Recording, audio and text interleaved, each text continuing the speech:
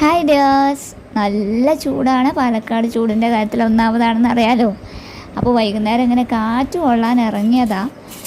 അപ്പോൾ ഇതേ തെങ്ങ് കയറാൻ ആൾ വന്നിട്ടുണ്ട് കേട്ടോ. ഞാൻ ഈ മിഷനൊക്കെ ആദ്യമായിട്ടാണ് നേരിട്ട് കാണുന്നത്. ടി വിയിലും വീഡിയോയിലൊക്കെ കണ്ടിട്ടുണ്ട് തെങ്ങ് കയറുന്നുള്ള യന്ത്രം.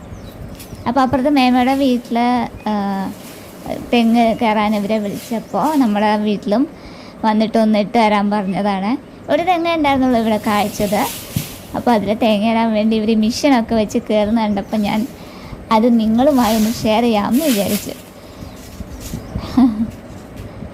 ഇപ്പോൾ ഇത് വെച്ചിട്ട് ഇങ്ങനെ സ്ത്രീകളൊക്കെ ഇങ്ങനെ തെങ്ങ് കയറുന്ന വീഡിയോ ഒക്കെ ഞാൻ കണ്ടിട്ടുണ്ട്. പക്ഷെ ഫസ്റ്റ് ടൈമാണ് ഞാൻ ഈ മിഷൻ ഇങ്ങനെ കാണുന്നത് കേട്ടോ, നേരിട്ട് കാണുന്നത്.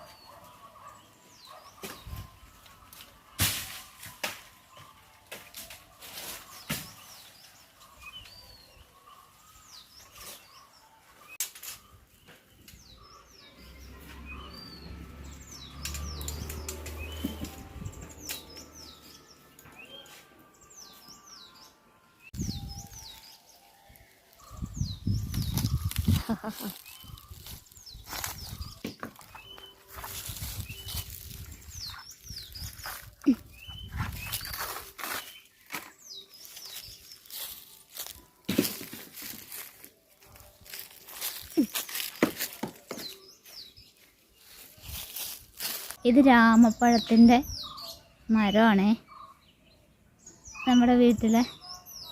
ഇതിൽ കായ ഉണ്ടായിട്ടുണ്ട്. ഇപ്പം അതിൻ്റെ സീസണാണെന്ന് തോന്നുന്നു.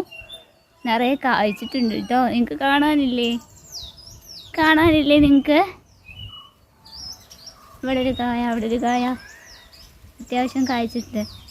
ഇതിനിവിടെ രാമപ്പഴം എന്ന് പറയും. പക്ഷെ ഇത് ഇങ്ങനെ വേണ്ട സീതപ്പഴം തോന്നുന്നില്ലേ? സീതപ്പഴമോ രാമപ്പഴമാണ്. സീതപ്പഴത്തിന് കുറച്ചുകൂടി ഡിസൈനിൽ വ്യത്യാസം ഉണ്ടാവും. ഒരു രാമപ്പഴം പൊട്ടിച്ച് തരാൻ പറ്റുമോ അച്ഛനോട് ചോദിച്ചപ്പോൾ അച്ഛനത് തോട്ടിയൊക്കെ ആയി വന്നിട്ട് ഒരു രാമപ്പഴം പൊട്ടിച്ച് തന്നിട്ട്. ഇത് പഴുത്തിട്ടില്ല, ഇപ്പം പച്ചയാണ്. ഇത് നന്നായിട്ട് പഴുക്കും. അപ്പോൾ ഇങ്ങനെ ഐസ്ക്രീം പോലെയാവും അതിൻ്റെ ഉള്ളിൽ. ഇതിപ്പോൾ പച്ചയാണ്, ഇതിൻ്റെ തൊലി തന്നെ പച്ച നിറമാണ്. അപ്പോൾ പഴുത്ത് കഴിഞ്ഞാൽ ഈ തൊലിൻ്റെ നിറമൊക്കെ മാറും, ഒരു തരം ബ്രൗൺ പോലെ ആവും. അപ്പോൾ ഇതിന് കസ്റ്റാർഡ് ആപ്പിൾ എന്നൊക്കെയാണ് ഗൂഗിളിൽ സെർച്ച് ചെയ്തപ്പോൾ കണ്ടത്. സീതാപ്പഴത്തിനും അത് തന്നെയാണ് പറയുക, രാമപ്പഴത്തിനും കസ്റ്റാർഡ് ആപ്പിൾ തന്നെയാണ് ഇംഗ്ലീഷിൽ കണ്ടത്.